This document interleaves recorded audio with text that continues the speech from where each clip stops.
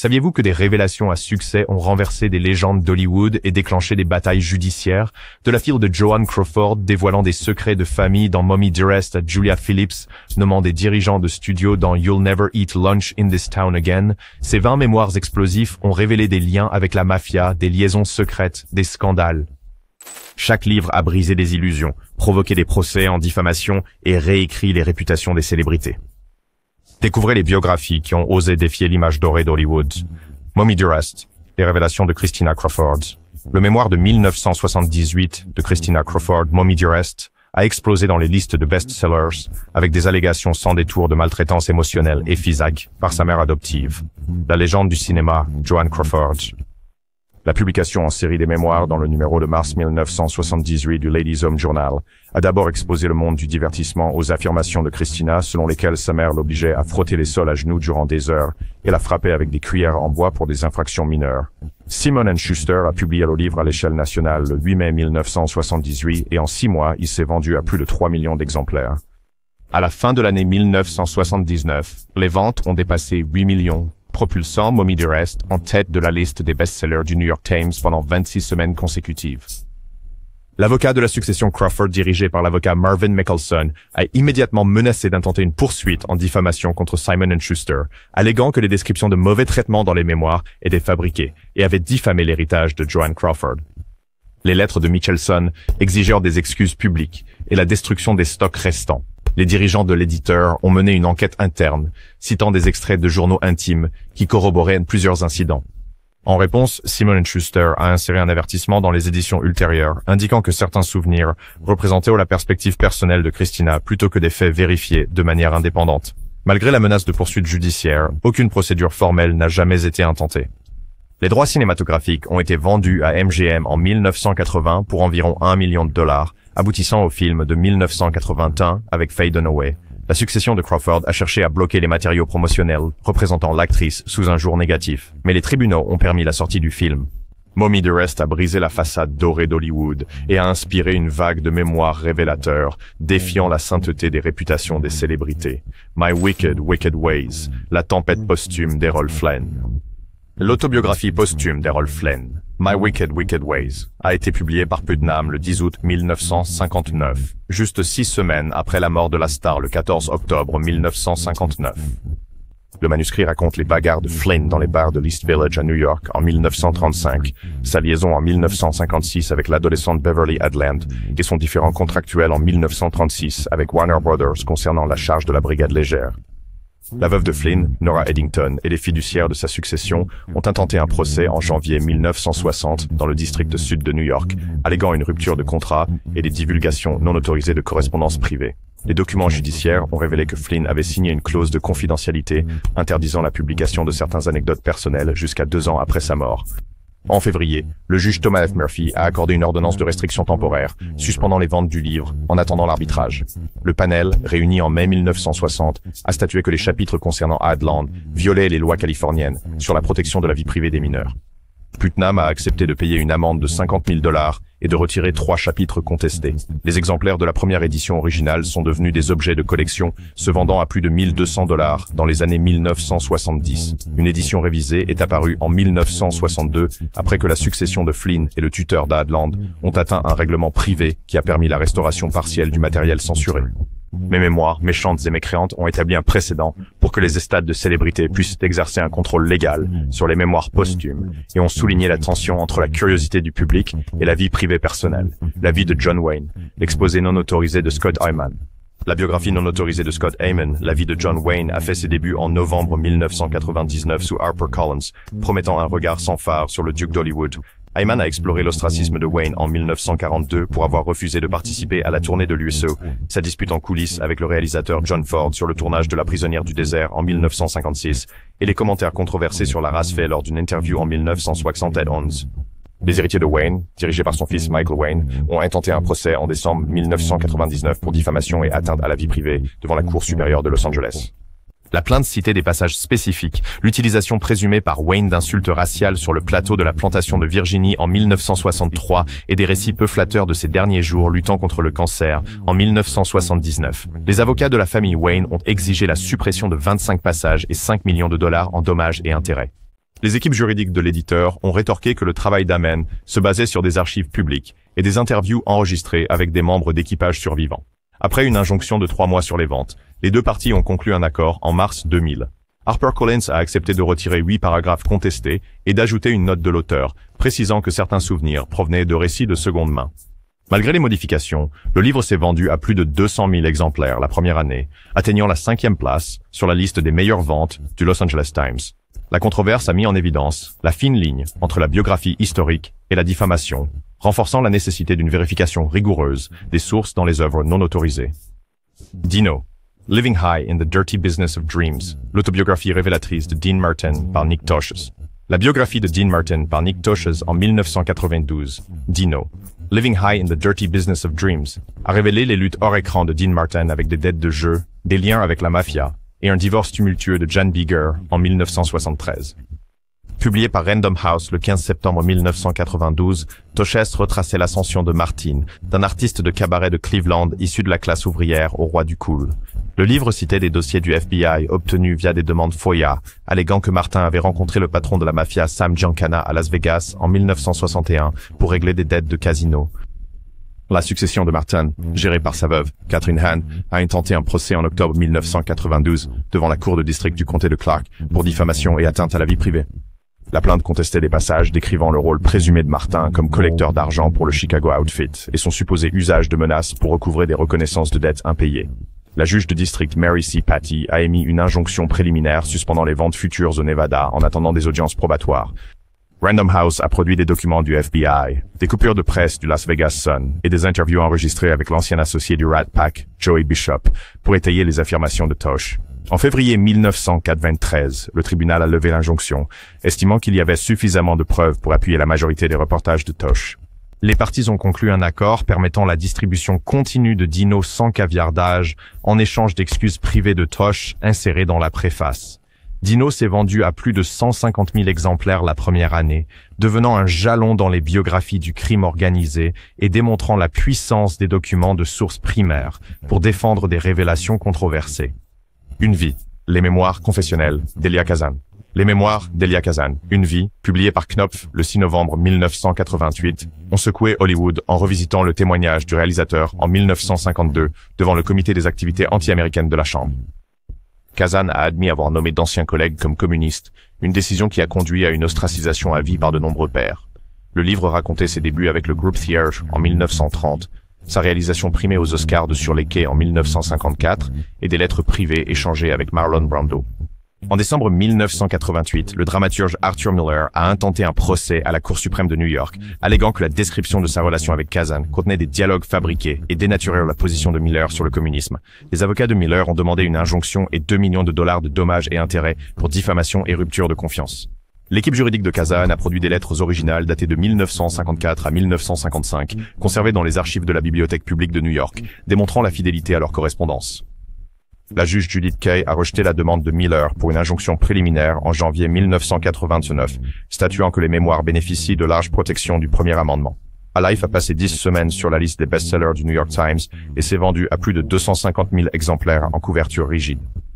Son ton sans concession a ravivé les débats sur la loyauté, l'idéologie et le coût personnel du témoignage public. Les mémoires de Kazan ont souligné comment même des artistes acclamés pouvaient faire face à de nouvelles batailles juridiques des décennies après les événements en question. Cukor, Billy Wilder, Lubitsch and Friends, les allégations hollywoodiennes de Charlotte Chandler. Le livre de 1994 de Charlotte Chandler, Cukor, Billy Wilder, Lubitsch and Friends, offrait des aperçus scandaleux sur les vies privées des réalisateurs de l'âge d'or.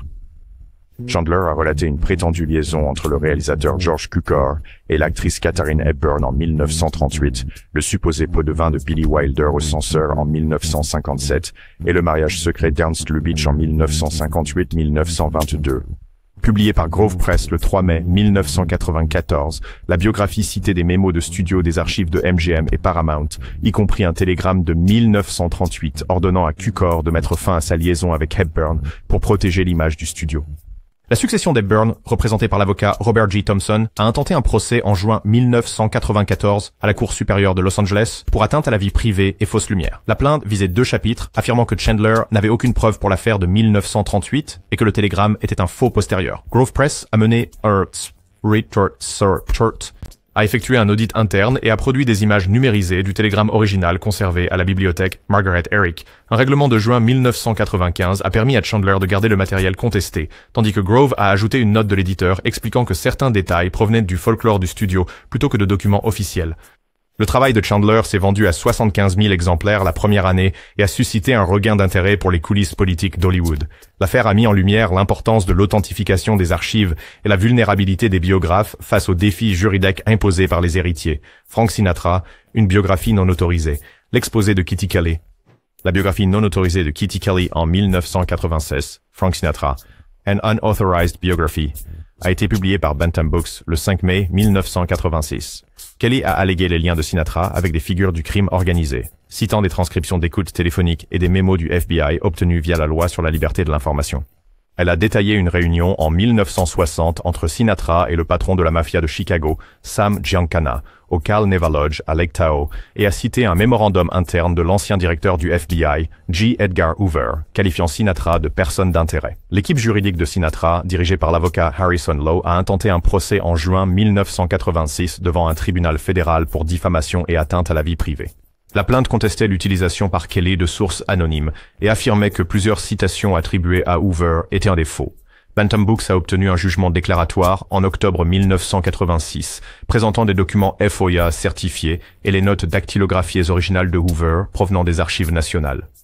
Le juge John W. Reynolds a rejeté l'affaire en novembre, statuant que la dépendance de Kelly aux archives gouvernementales la protégeait contre les accusations de diffamation. La biographie s'est vendue à plus de 300 000 exemplaires, en couverture rigide, et a été réimprimée 5 fois en 1988. Les menaces de Sinatra de poursuivre en justice ont fait partie du récit public, amplifiant la portée du livre. Le succès de Kelly a encouragé d'autres biographies non autorisées et a souligné le pouvoir protecteur des documents gouvernementaux dans les défenses en diffamation. Full Service, Scotty Bowers, Hollywood Sexual Underground. Les mémoires de Scotty Bowers en 2012, Full Service, My Adventures in Hollywood and the Secret Sex Lives of the Stars, ont été publiés par Grove Press le 11 septembre 2012. Bowers, un ancien marine devenu gigolo, prétendait avoir organisé des rencontres sexuelles pour des acteurs tels que Katharine Hepburn, Spencer Tracy et Errol Flynn entre 1942 et 1965. Le mémoire citait des lettres personnelles des clients de Bowers et incluait des extraits de journal de réunion confidentiel dans sa maison de West Hollywood. Le domaine de Katharine Hepburn, par l'intermédiaire de l'avocat Robert Thompson, a intenté un procès à la Cour supérieure de Los Angeles en octobre 2012 pour diffamation et atteinte à la vie privée. La plainte contestait le récit de Bowers concernant une rencontre en 1948 avec Hepburn au Beverly Hills Hotel, la qualifiant de fabrication. Grove Press a soumis des lettres authentifiées issues des archives personnelles de Hepburn conservées au Bryn Mawr College, qui faisaient référence à des conversations privées avec Bowers, incitant la succession à retirer la plainte en janvier 2013. Full Service a vendu 150 000 exemplaires au cours de ses 6 premiers mois et a inspiré le film documentaire de 2017 du même nom. Les révélations de Bowers ont ouvert des discussions sur les réseaux sexuels cachés d'Hollywood et ont démontré comment la correspondance privée corroborante pouvait vaincre les défis juridiques des successions. La vie secrète de Marilyn Monroe, le portrait de G. Randy Taraborelli, la biographie de G. Randy Taraborelli de 2009, La vie secrète de Marilyn Monroe, est parue chez Grand Central Publishing le 20 octobre 2009. Taraborelli a examiné les liaisons présumées de Monroe avec le président John F. Kennedy en 1962 et son mariage tumultueux avec Arthur Mahler de 1956 à 1961. Le livre citait des transcriptions de surveillance du FBI et incluait une lettre nouvellement découverte de Monroe, adressée au patron de la mafia Sam Giancana, datée de juin 1962. Le patrimoine de Marilyn Monroe, géré par l'administrateur de la succession de l'actrice, a intenté un procès en décembre 2009 à la Cour suprême de New York pour diffamation et violation de la confiance. La plainte contestait l'authenticité de la lettre de Giancana et remettait en question l'affirmation de Taraborelli selon laquelle Monroe avait sollicité des faveurs politiques au nom de Kennedy. L'éditeur de Taraborelli a produit des copies certifiées de documents du FBI obtenus par le biais de la loi sur la liberté d'information et une analyse graphologique des archives Monroe à l'Université de Californie du Sud. En mars 2010, le tribunal a statué en faveur de l'auteur, rejetant toutes les réclamations. Le livre s'est vendu à plus de 250 000 exemplaires en version reliée et est resté sur la liste des best-sellers du New York Times pendant 12 semaines. Son succès a réaffirmé le rôle des archives gouvernementales et de l'analyse médico-légale dans la défense des biographies non autorisées de haut profil. Tab Hunter Confidential, la confession d'une star dans le placard. L'autobiographie de Tab Hunter Confidential, a été publiée par Algonquin Books le 1er juin 2015. Hunter, une idole de matinée des années 19. les années 1950, a révélé sa lutte perpétuelle avec son orientation sexuelle à l'époque hollywoodienne de l'hétéronormativité imposée par les studios. Les mémoires racontent sa relation secrète avec l'acteur Anthony Perkins en 1957 et son mariage avec l'actrice Natalie Wood en 1959 comme un arrangement publicitaire. L'héritage de Perkins, représenté par l'avocat Charles Lawrence, a intenté un procès à la Cour supérieure de Los Angeles en juillet 2015 pour violation de la vie privée et d'un accord de confidentialité signé en 1958. La poursuite alléguait que Hunter avait violé un accord de non-divulgation concernant leur relation. Algonquin Books a produit une copie de l'accord original de 1958 qui a expiré en 1968 et des lettres de Perkins lui-même, invitant Hunter à parler ouvertement en 1975. La juge Marcia Dereville a statué en octobre 2015 que la clause de confidentialité n'était plus applicable et a rejeté l'affaire. Tab Hunter Confidential s'est vendu à plus de 100 000 exemplaires lors de sa première année et a inspiré un film documentaire en 2015. Les révélations franches de Hunter et sa victoire juridique ont encouragé d'autres personnalités LGBTQ+ de Hollywood à publier leurs propres histoires, illustrant comment des accords limités dans le temps peuvent se dissoudre sous l'intérêt public. Le Contender, William G. Mann, sur la fureur cachée de Marlon Brando. Une tempête d'allégations a éclaté avec la sortie en novembre 2004 de Le Contender par William G. Mann via HarperCollins, promettant un portrait révélateur de la volatilité de Marlon Brando hors caméra. Mann a commencé par un souvenir glaçant du directeur de la photographie Philip Russell, qui se rappelait d'un éclat de mars 1954 sur le plateau d'un tramway nommé Désir, lorsque Brando aurait frappé un membre de l'équipe pour une prise ratée.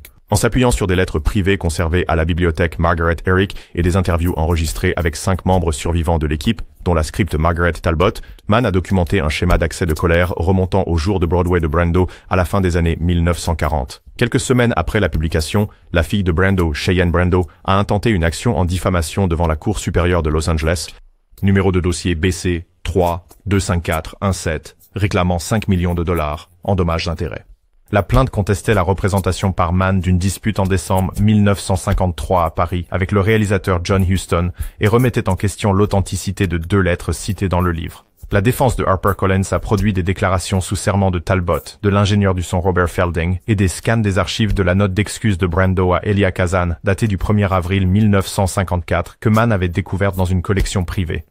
Lors d'une audience de mai 2005, le juge David M. Carter a refusé de délivrer une injonction préliminaire, jugeant que la dépendance de Mann sur de multiples témoignages de première main et une correspondance conservée constituait une opinion protégée. La succession de Brando a retiré le procès en août 2005 après un règlement confidentiel qui a permis à la biographie de rester telle qu'elle. Malgré le drame juridique, The Contender s'est vendu à plus de 85 000 exemplaires reliés dans ses 6 premiers mois et a suscité un regain d'intérêt pour le complexe héritage de Brando. La reconstruction vivante par Mann du côté sombre de l'acteur est restée une référence pour les biographies non autorisées d'Hollywood et a souligné le pouvoir des preuves d'archives pour repousser les accusations de diffamation. Bette et Joan, le divin feud, les réclamations scandaleuses de Sean Considine. Une tension électrique parcourt Bette et Joan, le divin feud de Sean Considine, lorsque William Morrow le publie en octobre 1989, exposant l'animosité légendaire entre Bette Davis et Joan Crawford lors du tournage de 1962, de qu'est-il arrivé à Baby Jane. Considine commença par une note de service dramatique du studio datée du 15 juin 1961, ordonnant la rénovation de la loge de Davis après que Crawford se soit plaint des conditions délabrées. Il a ensuite cité 2 maquilleurs qui ont allégué que Davis avait intentionnellement échangé les épingles de costume de Crawford, provoquant des dysfonctionnements de dernière minute dans sa garde-robe. Le petit-fils de Joan Crawford, Christopher Crawford, a intenté un procès en diffamation devant la Cour suprême de New York le 12 janvier 1990. Demandant 3 millions de dollars et la suppression de 3 chapitres contestés. La succession a contesté l'authenticité du mémo du studio et a accusé Considine d'avoir fabriqué des citations attribuées à la coiffeuse Lillian Carter. L'équipe juridique de William Morrow a produit une photographie du mémo original de la MGM provenant des archives de la bibliothèque Margaret Herrick et a obtenu une déclaration sous serment de l'archiviste retraité du studio confirmant la provenance du document. En avril 1990, la juge Judith Kay a rejeté les accusations de diffamation, notant que les preuves soutiennent la véracité des documents d'archives et des témoignages de première main, et a accordé les frais juridiques à l'éditeur. Bette and Joan, The Divine Feud, s'est vendu à plus de 125 000 exemplaires la première année, atteignant la 7e place sur la liste des best-sellers du Los Angeles Times. La controverse a alimenté une adaptation télévisée en 2017 et a renforcé la réputation de Considine pour avoir révélé les rivalités les plus explosives d'Hollywood. Clark Gable, une biographie, portrait troublant de Warren G. Harris, juin de Warren G. Harris. La sortie en 2012 de Clark Gable, la biographie par Skyhorse Publishing, a perturbé les fans avec des allégations selon lesquelles le roi d'Hollywood nourrissait de profonds préjugés raciaux. Harris a commencé par raconter une interview dans le Los Angeles Times de 1939 où Gable aurait défendu la ségrégation, puis a détaillé un incident présumé de 1960 sur le tournage de The Misfits lorsque Gable aurait refusé de partager une loge avec Hattie McDaniel. Ces affirmations s'appuyaient sur une transcription de la Commission des droits civiques de Californie de 1952 et sur le journal intime d'un coordinateur de cascade anonyme, tous deux cités de manière extensive sur 20 pages. Les héritiers de Gable ont intenté un procès à la Cour supérieure de Los Angeles le 8 septembre 2012, alléguant une diffamation et une violation d'une clause de droits moraux dans le contrat de 1939 de Gable avec Warner Brothers. La plainte visait 2 chapitres et exigeait la suppression de toutes les références à des insultes raciales. La défense de Skyhorse a soumis les transcriptions certifiées de l'audience de 1952 et un article contemporain du Los Angeles Times citant les remarques publiques de Gable en soutien aux acteurs afro-américains. Le 14 décembre 2012, le juge Mitchell Beckwith a statué que l'intérêt public pour les archives historiques l'emporte sur toute préoccupation de protection de la vie privée posthume et a refusé l'injonction. Clark Gable, à biographie, s'est vendu à plus de 55 000 exemplaires en couverture rigide d'ici la fin de l'année et a relancé le débat sur les relations raciales à Hollywood à l'âge d'or. La citation minutieuse de Harris des dossiers publics a démontré comment des biographies non autorisées pouvaient résister à des litiges agressifs de succession. Moi, l'autobiographie franche d'Elton John. Lorsque Elton John a publié Moi avec Henry Holt & Company en octobre 2019, l'autobiographie révélait des décennies de succès au sommet des charts, ainsi que des luttes contre la dépendance et des conflits avec des figures de l'industrie musicale. John a détaillé sa séparation avec son manager de longue date, John Reed, en 1988, citant des lettres internes et des registres financiers. Le livre s'est hissé en tête des listes des meilleures ventes au Royaume-Uni et aux États-Unis en quelques jours, vendant plus d'1 million d'exemplaires dans le monde entier d'ici la fin octobre. En novembre 2019, Reed a intenté un procès en diffamation devant la Haute Cour de Londres sous le numéro de dossier HQ 19UX03512, affirmant que Me le décrivait à tort comme ayant détourné des royalties et renié des promesses. L'avocat de Reed a souligné une prétendue fausse citation dans une note de 1987. L'éditeur d'Elton John a répondu avec des contrats signés de 1985 et des états financiers vérifiés, confirmant la part des gains de Reed. Dans une décision de janvier 2020, le juge Robert Jay a rejeté le procès, notant que les souvenirs de l'auteur sont soutenus par des documents contemporains et que le privilège qualifié protégeait le récit de John. Mais est resté numéro 1 sur la liste des best-sellers du New York Times pendant 4 semaines et a vendu 1 demi-million d'exemplaires supplémentaires d'ici mars 2020. L'inclusion par Elton John de contrats sources primaires a souligné la valeur défensive des preuves documentaires dans les mémoires de célébrités. Hollywood Babylon, le cauchemar de diffamation de Kenneth Anger. Le livre Hollywood Babylon de Kenneth Anger a d'abord scandalisé les lecteurs en septembre 1959 lorsque Grove Press a publié des récits scabreux de meurtres et de débauches parmi les stars de l'ère du cinéma muet.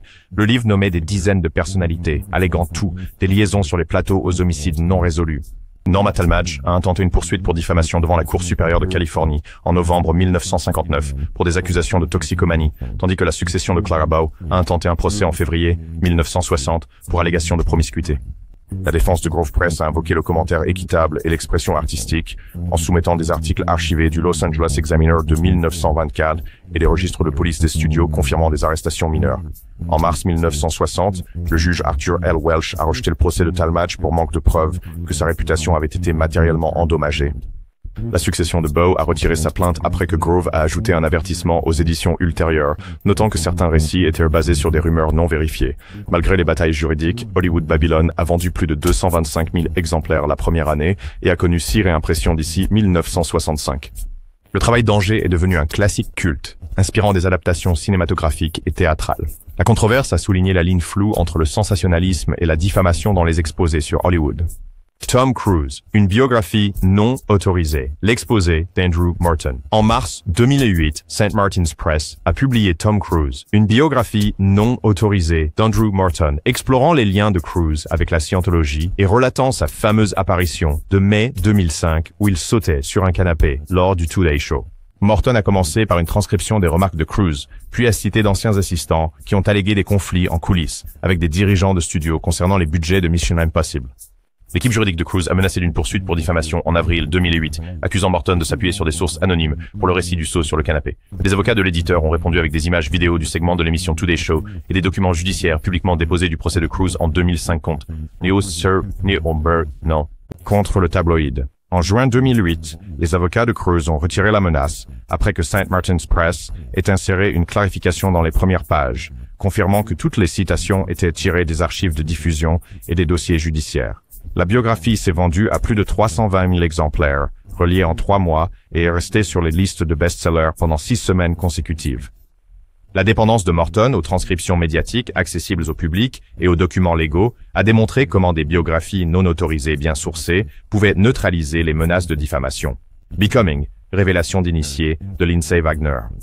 Une scène d'ouverture candide du mémoire de février 2012. Becoming plonge les lecteurs dans le monde tendu de la production télévisuelle des années 1970. Lindsay Wagner commence par raconter sa première réunion de la Screen Actors Guild le 3 mars 1976, quand les scénaristes et les interprètes ont uni leurs forces pendant la grève des scénaristes.